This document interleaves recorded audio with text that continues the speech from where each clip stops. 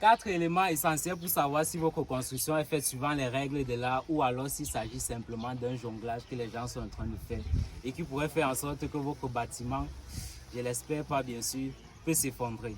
Il s'agit de quoi? Premier élément, cette surface que vous voyez ici, c'est simplement ce qu'on appelle le béton de propreté.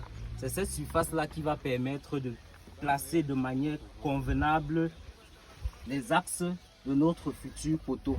C'est très important. Donc, ce béton de propreté permet justement de travailler, de positionner de manière efficace les axes qui vont constituer notre futur poteau. Et également, il permet d'améliorer l'enrobage entre le sol et le fer parce qu'il faut éviter à tout prix que le sol ne touche nos barres de fer. Ça, c'est fondamental.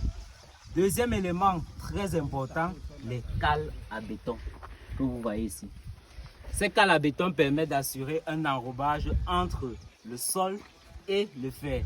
Parce que si jamais le sol est en contact direct avec le fer, il pourrait arriver que ce fer soit corrodé par l'humidité et s'oxyde. Et lorsque le fer s'oxyde ou alors si le fer se rouille, si vous préférez ce terme-là, lorsqu'il va se rouiller, alors ça va exploser le béton et ce qui pourrait conduire à l'effondrement de votre immeuble. Troisième élément très important, c'est au niveau d'ici. Les pattes que vous voyez ici, ces pattes-là doivent être positionnées de manière orthogonale. Ça, c'est fondamental. Toujours orthogonale. Je vois dans certains chantiers, les gars mettent les pattes à gauche, en l'air, comme ils veulent. Et pourtant, ce n'est pas de ça qu'il s'agit. Les pattes doivent être placées de manière orthogonale à la semelle. Le quatrième élément, et d'ailleurs le plus important, si vous ne voyez pas ça dans votre chantier, il faut avoir peur pour votre vie.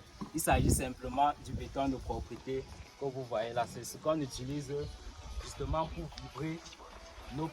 vibrer, le vibreur qu'on utilise pour vibrer justement tous nos poteaux, tous nos semelles et toutes nos amorces. Pourquoi? Parce que lorsque on actionne le vibreur, ça permet justement de remuer en quelque sorte le béton pour enlever les bulles d'air, les porosités qui sont présentes dans le béton, permettant ainsi d'obtenir un béton compact et solide. Ce sont ces 4 éléments. Si vous ne les voyez pas dans votre construction, alors il faut avoir peur. Je vous remercie. Je suis Ronald Lopouden, ingénieur en génie civil, formé à l'École nationale supérieure des travaux publics. Merci et prenez soin de votre santé.